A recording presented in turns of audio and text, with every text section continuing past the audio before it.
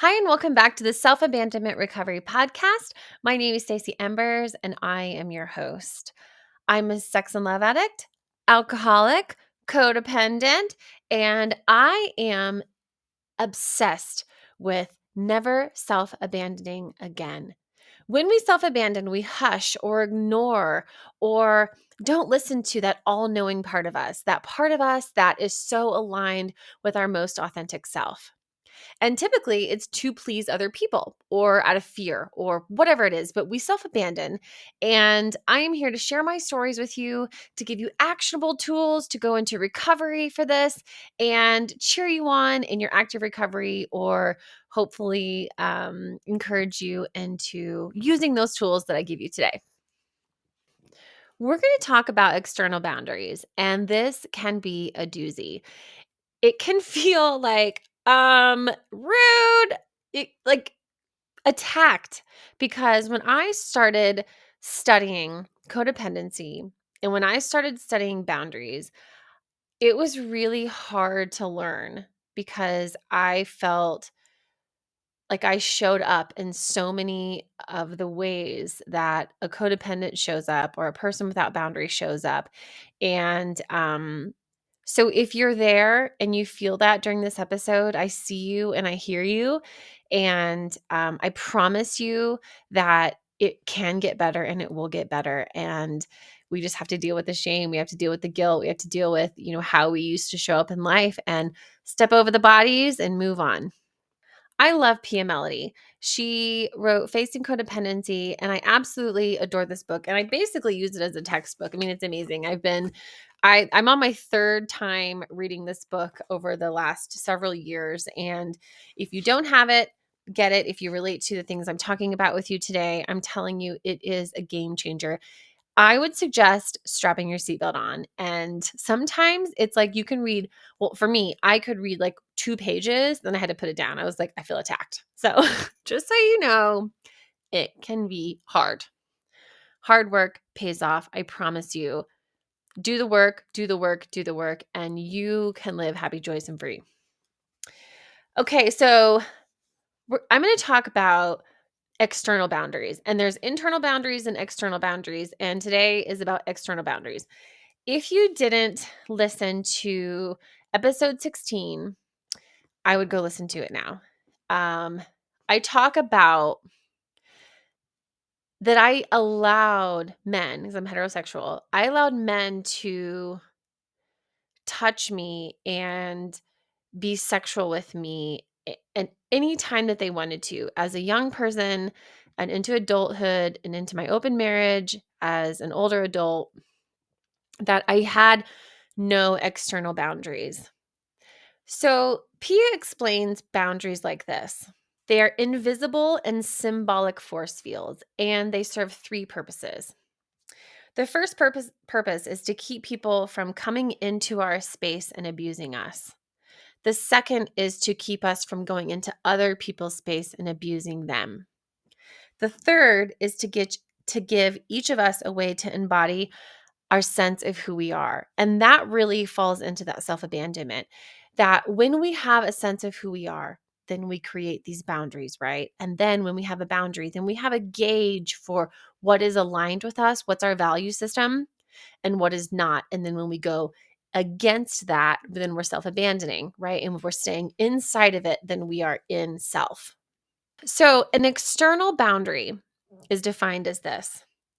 It allows us to choose our distance from other people and enables us to give or refuse permission for someone to touch us or our personal property. So there's two sides to this external boundary, which I think is really interesting because I had no boundary with personal property or my body.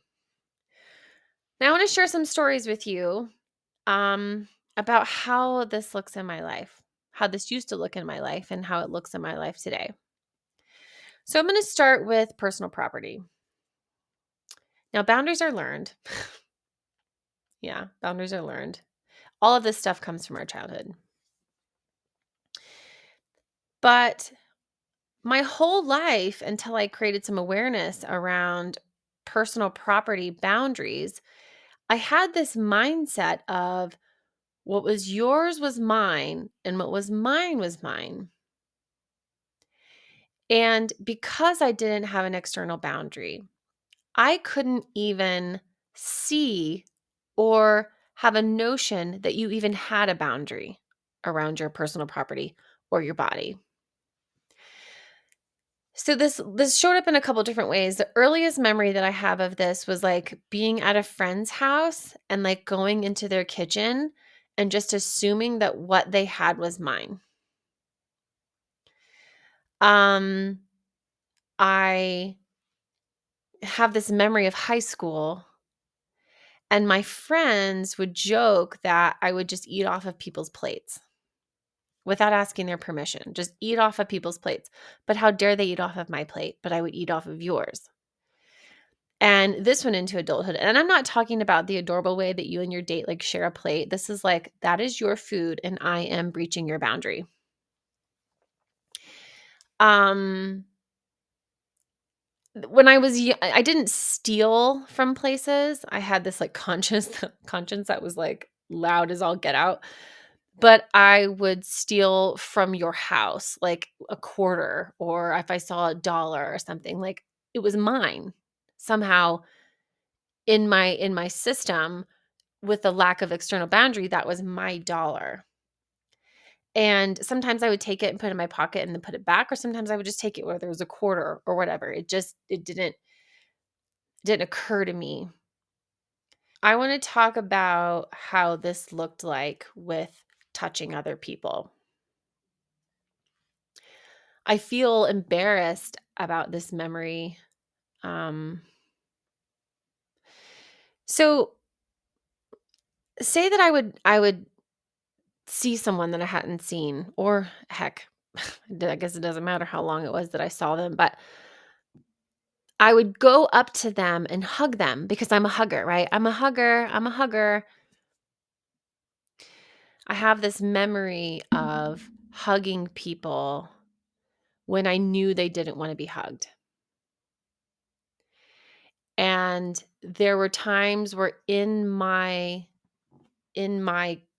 subconscious or even in my consciousness, I would approach someone and they would give me nonverbal signs that they didn't want to be hugged, and I would just be like, "Oh, come here, I'm a hugger." I would, and laugh about it.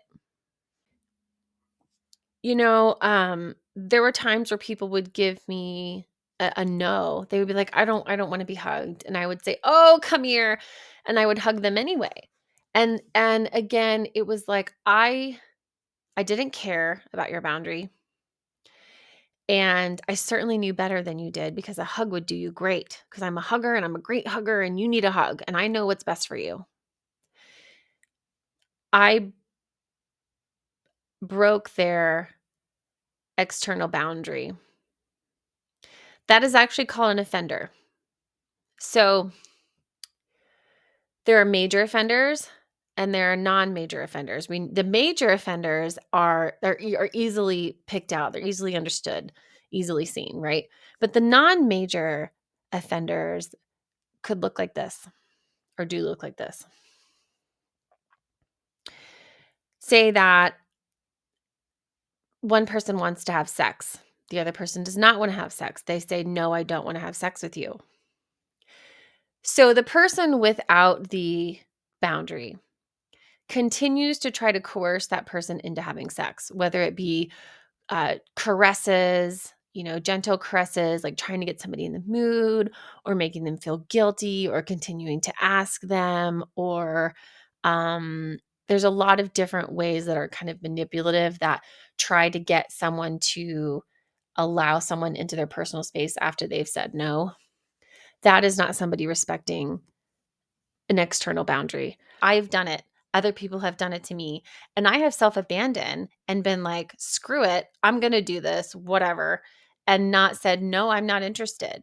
And I don't appreciate you continuing to ask me. I don't appreciate you like continuing to like covertly try to talk me into it with your caresses or whatever. It makes sense that that's, a non-major offense because you're not respecting my boundary. I did not respect that person's boundary. It was like, I want what I want. Well, hell, I could have gone taken care of myself, right? I need to take care of me and whatever desire that I have. And the other person has every right to say when and where and how and what and all the things that they want to be intimate with someone. So that is an example of how that can look. It is really important for me today to be really conscious of how I show up in the world today in terms of where I stand, um, who I touch, and what my energy looks and feels like. Because I have a past with men in being abused and being abusive or allowing or just not having an external boundary at all, that and having a sex and love addiction, I have to be very, very, very hyper aware of how I show up.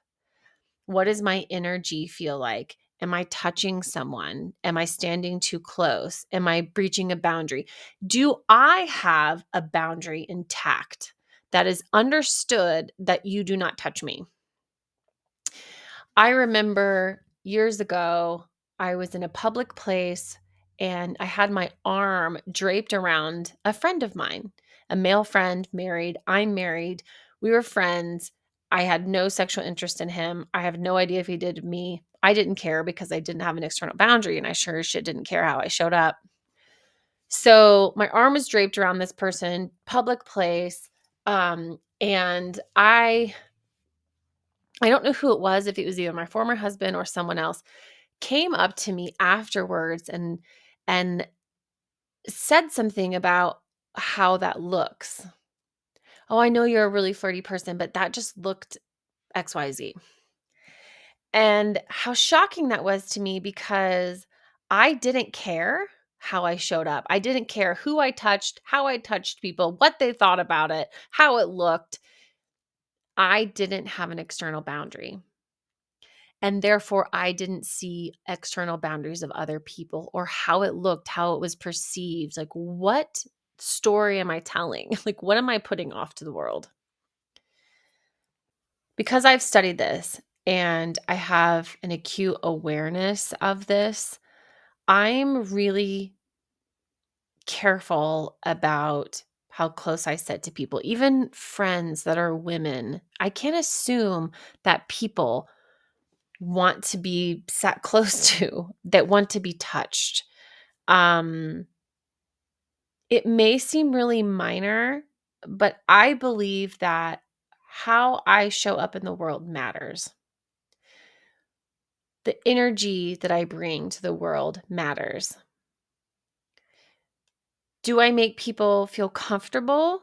Do I create a comfortable space, or do I create a space where I am invading your space? Am I arousing jealousy in someone? Am I trying to grab some dopamine from someone? I mean, these are behaviors that was in a past life of mine and I bring into a really acute awareness today. So why does this matter? It matters because we have to create whatever that guardrail is. What is that boundary? And there's no right or wrong answer. There's absolutely no right or wrong answer. It's just what is yours. So if yours is to go out and have sex with somebody every single night and that feels right in your value system and that feels really right to you, go for it. If your boundary is that you don't get physically close to other men because that is feels right to you and that's in your value system and that is what aligns with you, then that is yours. And that is now your gauge. Okay, that is now where you stand and then you say, am I living in alignment with what is right with me? What is my boundary? And when you go outside of that, then you're self-abandoning and you have to correct. Why are you self-abandoning? What are you trying to get? And that's where that recovery comes in. That's where that spiritual surgery comes from. There are a lot of tools. We've got the Wild Embers course that will be opening up soon. There's tons of recovery programs. There's just a lot of awareness around why are you self-abandoning? What are you trying to get when you are reaching outside of yourself to grab your worth or any kind of validation, or you're trying to people please, or you